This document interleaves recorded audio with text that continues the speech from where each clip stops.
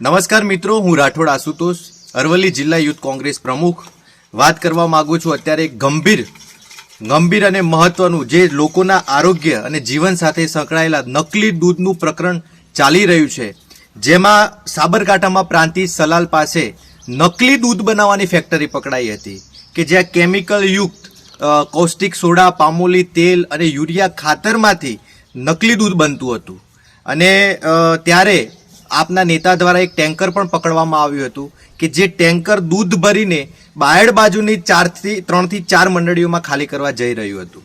હવે અરવલ્લી જિલ્લાના બાયડમાં જે બાયડની આમોદરા અને પીપોદરા દૂધ મંડળીઓના જે નામ બહાર આવ્યા છે, જેમાં પીપોદરા એ સાબર ડેરીના ચેરમેન સામળભાઈનું વતન છે. એટલે મિત્રો વિચારો કે સાબર ડેરીમાં મોટા ભાગના ડિરેક્ટરો ભાજપના મેન્ડેટના છે, ભાજપની સત્તા છે, ભાજપની સરકાર છે, અને આ ભાજપ શાસિત સાબર ડેરીમાં આટલું મોટું રેકેટ ચાલી રહ્યું હોય અને એ સત્તાધીશોની બહાર જાણ બહાર ચાલતું હોય એ માન્યામાં જ ના આવે.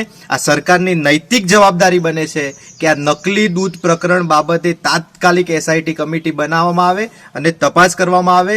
આ લોકોના આરોગ્ય સાથે ચેડા છે.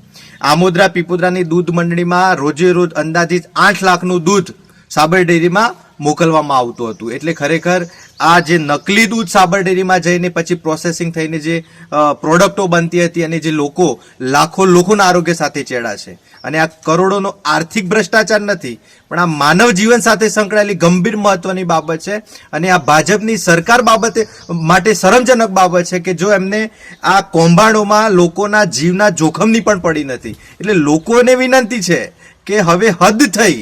નકલી કચેરી પકડાઈ, નકલી અધિકારીઓ પકડાયા, નકલી કોર્ટ પકડાઈ, નકલી ટોલ નાકું પકડાયું, બધું જ નકલી.